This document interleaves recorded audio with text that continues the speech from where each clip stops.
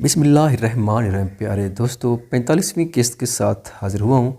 अगर आपने अभी तक चैनल को सब्सक्राइब नहीं किया तो इसको सब्सक्राइब कर लें और साथ ही बेल के आइकन को लाजमी प्रेस करें ताकि आने वाले वीडियोस के अपडेट्स सबसे पहले आप तक मुफ्त में पहुँच सकें। सर शकील, उसने ज़ेर लब कहा था। इस सब ऑपरेशन को स्टार्ट करने से पहले वो अपने सर को तो इन्फॉर्म करना ही भूल गया था। हैसम, क्या है ये सब? इतना कुछ हो गया और तुमने मुझे इन्फॉर्म करना भी ज़रूरी नहीं समझा? किसी भी मामले की कोई रिपोर्ट नहीं, ऐसे कैसे तुमने ये सब? वो तेज़ी से उसकी तरफ बढ़े थे और उसके सामने खड़े हुए थे। सॉरी सर, मगर ये सब इतनी जल्दी हुआ कि मैं कहीं भी इन्फॉर्म नहीं कर सकता। मुझे बर वक्त एक्शन लेना था। बिकॉज फ़हीम के ज़रिए मैं बीरबल तक तो पहुंच गया था, मगर मोमिन के साथ आंख मचोली का खेल लास्ट मिनट्स तक जारी रहा था और ऐसे में किसी भी किस्म का रिस्क मैं नहीं ले सकता था। उसने खड़े होते उनको सल्यूट मारते कहा था, फिर भी यार इतना तो बता ही सकते थे ना कि हमारे घर की बच्चियों की जान को भी खतरा था। उनसे एटलीस्ट उनके लिए सिक्योरिटी रखवा देते। और अब कहाँ हैं वो? ज़ुवैश शाह और फ़ार ठीक तो हैं? शकील साहब ने परेशानी से पूछा था। जी सर, अल्हम्दुलिल्लाह सब ठीक है। उन्हें बाहिफाजत घर पहुंचा दिया गया है, मगर मोमिन और बीरबल को मैं ज़िंदा नहीं पकड़ सका। आई एम सॉरी, उसने अफसोस से कहा था। अल्हम्दुलिल्लाह ऑपरेशन सक्सेसफुल रहा। जब तक रही बात उन दोनों के अंजाम की, तो वो शायद इस तरह लिखा था, कुछ हकीकतें तलख और अटल होती हैं। उन्होंने गहरा सांस लेते कहा था, अरसम तुम यहाँ कैसे? अचानक उनकी नज़र सामने खड़े अरसम की तरफ उठी थी और वो उसे देखकर हैरान हुए थे। जब वो पुलिस स्टेशन पहुंचे थे तो उन्हें उनके अमले से पता चला था कि हैसम सीरियल किलर ऑपरेशन के लिए सिक्योरिटी और अमला लेकर निकला है। उन्हें सुनकर हैरानगी तो हुई थी कि वो कैसे इतना अनप्रोफेशनल हो सकता है कि इन्फॉर्म किए बगैर जा सकता है, मगर इस केस की गुत्थी शुरू से ही उलझी हुई थी और फिर उनके ही किसी अफीसर ने उन्हें यह भी इन्फॉर्म किया था कि किसी हद तक इस केस में हैसम की होने वाली बीवी और बहन को भी खतरा है। तो वो भी फ़ौरन लोकेशन ट्रेस करवा कर पहुँचे थे वहाँ, क्योंकि जिस तरह वो सीरियल किलर मर्डर करता था इससे कुछ भी बाइद की जा सकती थी। चाचू, एक्चुअली फ़ाह को मैं बताता हूँ सर, अरसम बताने लगा था, मगर हैसम ने उसकी बात काटते हुए सारी बात मनोवान उन्हें सुना रही थी, शुरू से लेकर आखिर तक। वो गाट शुक्र खुदा का कि बहुत कुछ गलत होने से बच गया और सब महफूज है। शकील साहब ने मुतमैन होते कहा था, सर डेथ बॉडीज़ भिजवा दी हैं पोस्टमार्टम के लिए, मगर नीचे बहुत बड़ी तादाद में मीडिया मौजूद है। एक पुलिस इंस्पेक्टर ने ऊपर आकर सल्यूट मारते कहा था, सर मैं मीडिया के सामने नहीं जानना चाहता, आप प्लीज़ हैंडल कर लें। हैसम ने बुझी आवाज़ में कहा था, तुम ठीक हो रसम? क्या तुम मीडिया के सामने? नहीं चाचू, मेरा इस सब से कोई लेना देना नहीं है, यहाँ सिर्फ अपनी इज्जतों की रखवाली के लिए आया था। आपका डिपार्टमेंट क्या कहता है क्या नहीं मुझे कंसार नहीं, मगर मैं अपनी इज्जतों की तरफ गंदी नज़र से देखने वालों को किसी सूरत मुआफ़ नहीं करता। ये आप जानते हैं कि अपने हर रिश्ते के मामले में हिफाजत की एक चट्टान हूँ मैं। फिर मिलते हैं, खुदा हाफ़िज़। कहते वो रुका नहीं था, एक नज़र हैसम पर डाले वो सीढ़ियों की तरफ बढ़ा था। शकील साहब के लबों पर मुस्कुराहट उभरी थी एकदम से। इसमें उन्हें सुल्तान चौधरी की झलक वाज़ेह दिखाई दी थी। वो भी तो ऐसा ही था, अटल बहादुर, अपने हर मामले में मुस्बत रह कर लड़ जाने वाला, मगर कौन जाने किस सितमगार ने उसकी सांसें ही दबोच ली थी। उसने मुस्कुराते लब लम्हे बार में सुखड़े थे और सिमटे थे। सर मैं, हाँ ठीक है हैसम, तुम जाओ, आज का दिन बहुत स्पेशल है तुम्हारे लिए। Congratulation for a wonderful success.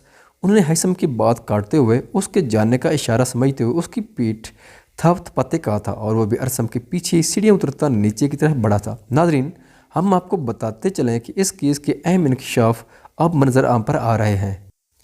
एक तरफ हमें ये खबरें मौसूल हो रही हैं कि इस ऑपरेशन में मरने वाला सीरियल किलर एक नहीं दो हैं, मगर वाज़ेह खबर हम आपको तब ही दे सकते हैं जब हमसे इस टीम के किसी भी ऑफिसर की बात होगी। अरसम सुल्तान चौधरी। नाजरीन, आप अपने टीवी स्क्रीन पर देख सकते हैं सुल्तान और दवा ग्रुप ऑफ इंडस्ट्री के चश्मो चुरा मिस्टर अरसम सुल्तान चौधरी भी जाए वकूफ़ से जा रहे हैं।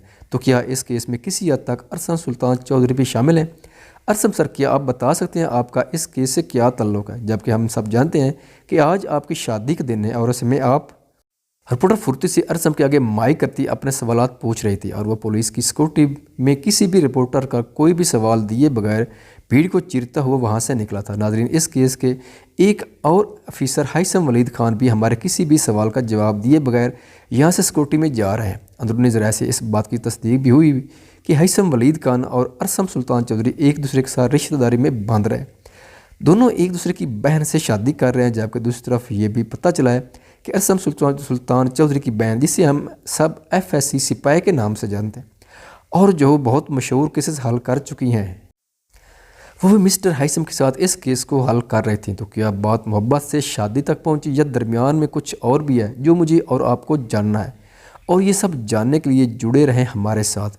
गला फाड़ती रिपोर्टर और भी बहुत कुछ कह रही थी, जिसे अरसम ने अपनी गाड़ी तक पहुंचते सुना था और हाथों की मुट्ठियां भींची थीं। गुस्से से गाड़ी का दरवाज़ा खोलते वो अंदर बैठा था, जबकि दूसरी तरफ दरवाज़ा खोलकर हाइसम भी उसकी गाड़ी में आन बैठा था, जिसे उसने नासमझी से देखा था। मैं पुलिस मोबाइल पर आया था और गाड़ी थाने में है मेरी, तो क्या तुम मुझे घर तक लिफ्ट दे सकते हो? उसने शर्ट के बाजू फोल्ड करते कहा था। अरसम ने उसके बाजुओं और गर्दन के पास हाथों से निकलते खून को देखते गाड़ी स्टार्ट की थी। हाइसम ने गाड़ी में पड़े टिश्यू बाग से टिश्यू निकालकर अपना खून साफ किया था, जबकि माथे पर पड़ने वाले बल उसके चेहरे के तअसरात गवाह थे उसके दर्द के। तुम ठीक हो? अरसम ने उसकी तरफ देखते पूछा था। यस, ये कौन सा कोई मेजर इंजरी है? इतने से जख्म तो हम उठते बैठते हजम कर लेते हैं। डोंट वरी, उसने मुस्कुराते हुए कहा था। अरसम ने उसके चेहरे पर सजी मुस्कुराहट देखी थी। पल भर में ठटका था। वो उसका दुश्मन था तो उसके सामने बैठा मुस्कुरा क्यों रहा था? वो उसका दुश्मन था तो ना चाहते हुए भी वो अपनी ज़िंदगी, अपनी बहन, अपनी जान उसकी हथेली पर रखकर मुतमैन क्यों था? क्यों उसे उसको देखकर गुस्सा नहीं आता था? क्योंकि वो उसके खिलाफ ना चाहते हुए भी कोई सख्त कदम नहीं उठा पाता था। और यही नहीं, ज़ुएशा के मामले में भी तो वो वैसा ही था। चलो एक तरफ मान लेते हैं कि ऐसा हुआ है कि उससे ज़ुएशा से मोहब्बत हुई है, तो फिर वो क्या हैसम से भी मोहब्बत करता है?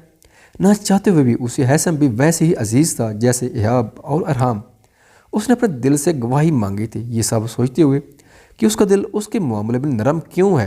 क्यों वो उसका दुश्मन होने के बावजूद भी उसके सामने बैठा मुस्कुरा रहा है? क्या वो उसकी बहन की मोहब्बत है, या फिर वो शायद सिरे से उसका दुश्मन नहीं है? या फिर अरसम सुल्तान चौधरी की नज़र में अब दोस्त दुश्मन और दुश्मन दोस्तों की जगह लेने लगे हैं? बहुत कुछ उसके दिमाग में चल रहा था और उसी जंग में उसने हॉस्पिटल के सामने गाड़ी खड़ी की थी। यहाँ क्यों रुकी है हम?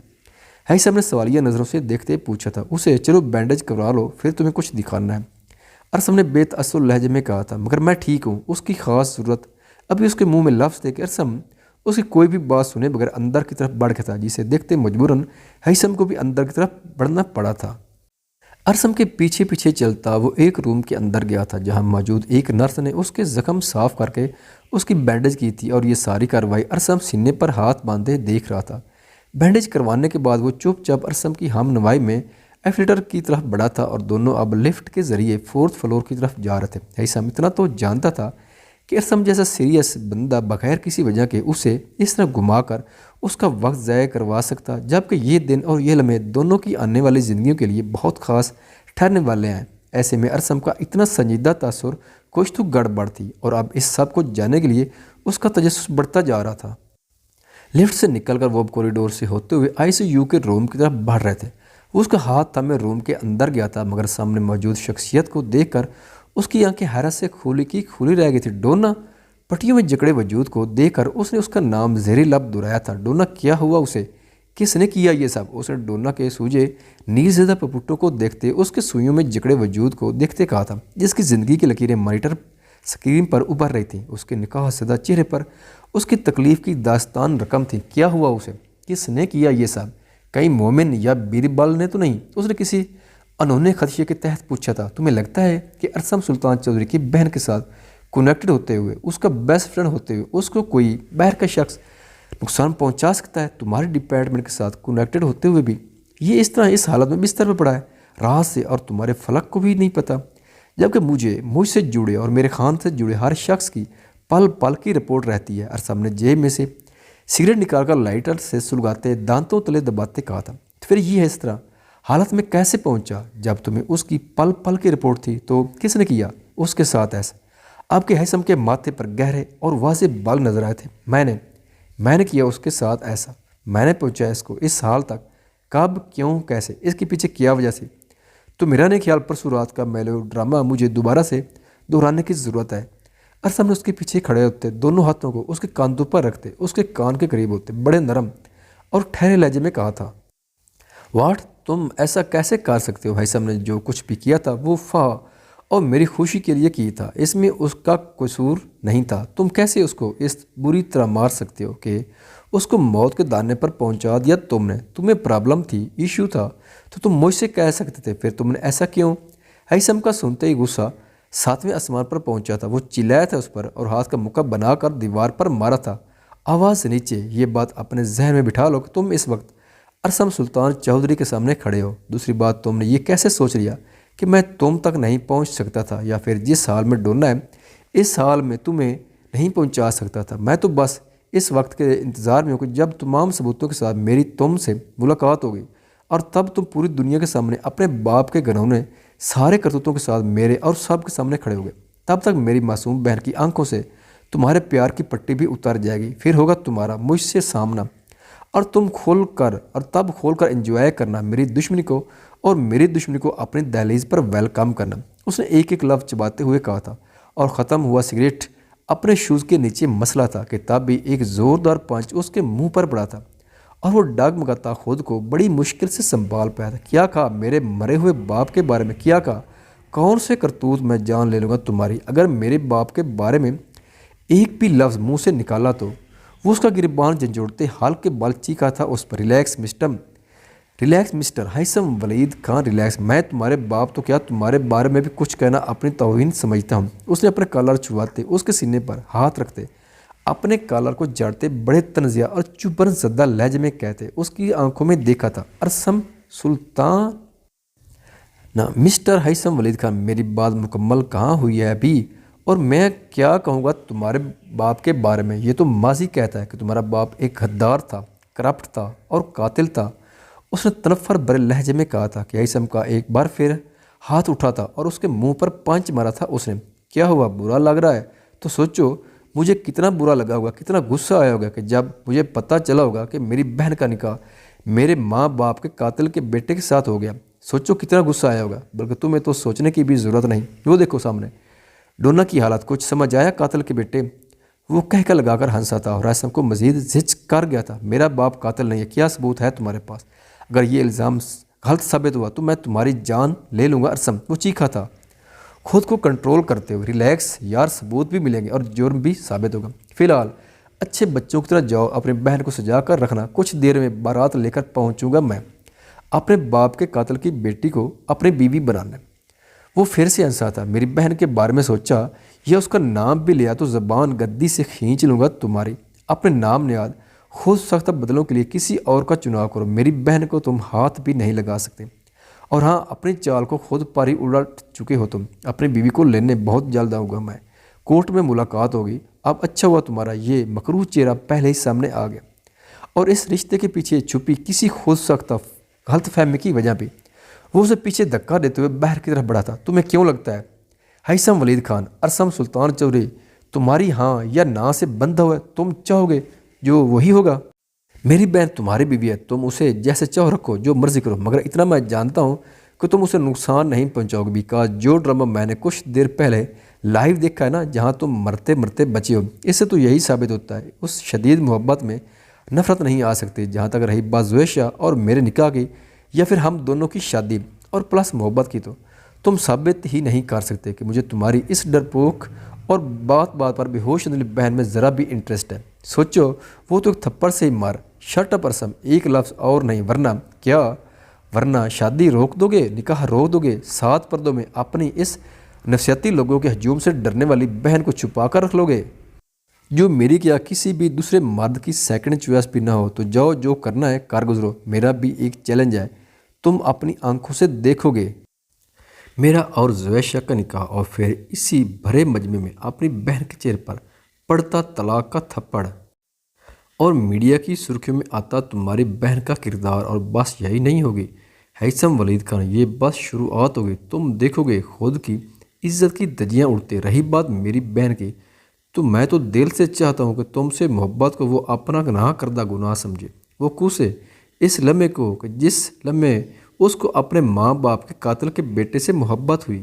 میں چاہتا ہوں کہ تم اپنا کردار اتنا گرا دو اس کی نظروں کے سامنے، مجھے تم دونوں کو الگ کرنے کے لیے کچھ کرنا ہی نہ پڑے۔ ایک بار پھر وہ تنفر سے کہتا، فلک شگاف کہہ کر لگاتا، اپنی پینٹ کی پاکٹس میں ہاتھ ڈالے اس کو چیلنج کر گیا تھا۔ Anyway I am getting late, see you soon dear سالہ صاحب۔ اس کا کاندھا تھپتھپاتے اپنی کلائی میں بندی گھڑی دیکھتے وہ باہر کی طرف بڑھا تھا۔ اس پر اپنے لفظوں، اپنی سوچ کے پہاڑ گراتے اس کی آنکھوں میں آنسو تیرے تھے۔ اس نے اپنے ہی بال مٹھیوں میں جکڑے تھے۔ کیا ہونے جا رہا تھا؟ وہ کس مشکل میں پھنس گیا تھا؟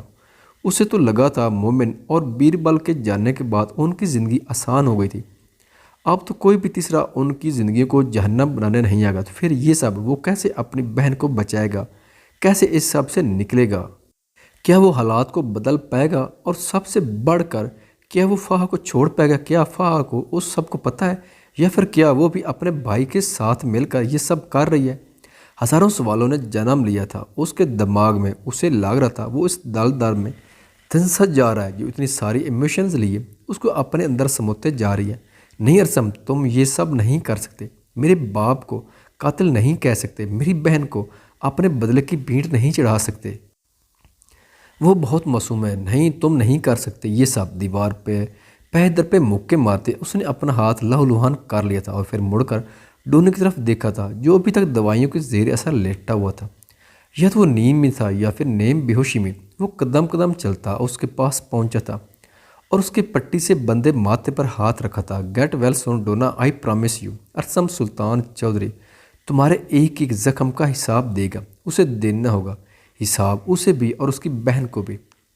اس نے دوسرے ہاتھ سے اپنی نم آنکھوں کو رگڑتے ہوئے کہا تھا، پھر جیب سے موبائل نکالا تھا، کچھ سوچتے ہوئے ایک نمبر ڈائل کیا تھا۔ ہیلو عامر، مجھے 4 ٹکٹ چاہیے 1 گھنٹے کے اندر اندر، کسی بھی کنٹری کی جو ایزی اویلیبل ہو، اور میں نہ سننے کے موڈ میں نہیں ہوں، اور ٹکٹس کنفرم ہونے چاہیے۔ فہا، ہیثم ولید خان، زویشہ ولید خان، ہیثم ولید خان اور مسز دراب کے نام سے، convert it urgently, I am waiting کہتے اس نے فون بند کر کے جیب میں ڈالا تھا۔ ایک پل کو روک کر ڈونا کو دیکھا تھا اور پھر تیزی سے باہر کی طرف بڑھا تھا، مگر باہر نکلتے اس سامنے برائڈل ڈریس میں سجی سنوری دلہن بنی فہا کو آتے دیکھا تھا جو احاب کی ہم نوائی میں سامنے سے آ رہی تھی۔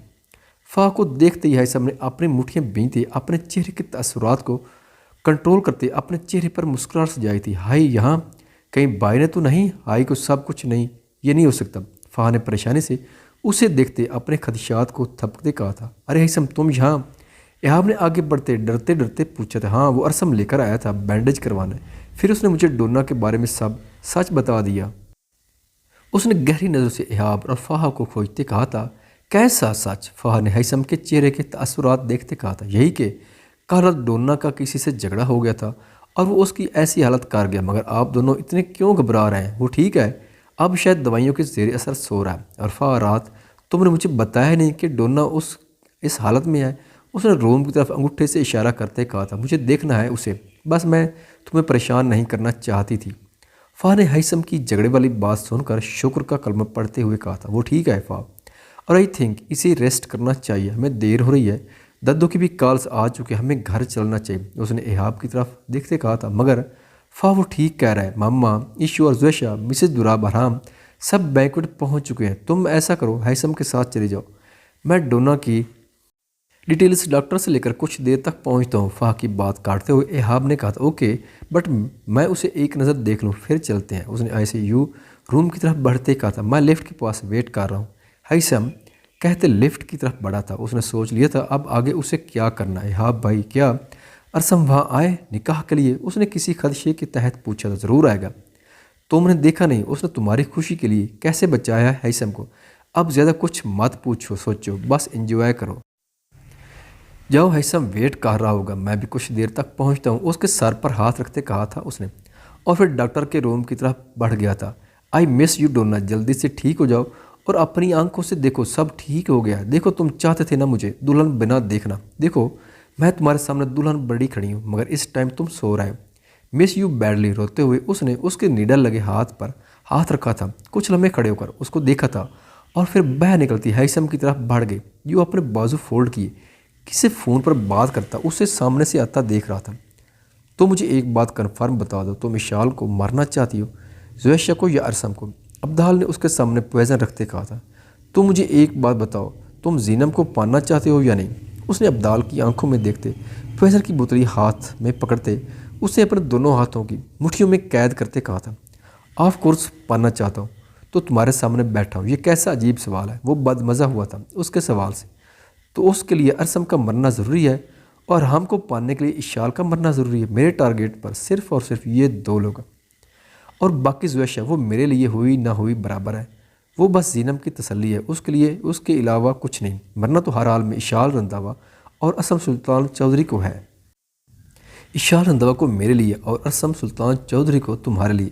اس نے پوائزن کی بوتل ٹیبل پر رکھتے کہکا لگایا تھا اور ان دونوں کی باتوں کو سن کر باہر کھڑی شخصیت نے ہمنا کی ذہنیت اور اس کے ہونے پر، اس کے وجود پر افسوس کیا تھا۔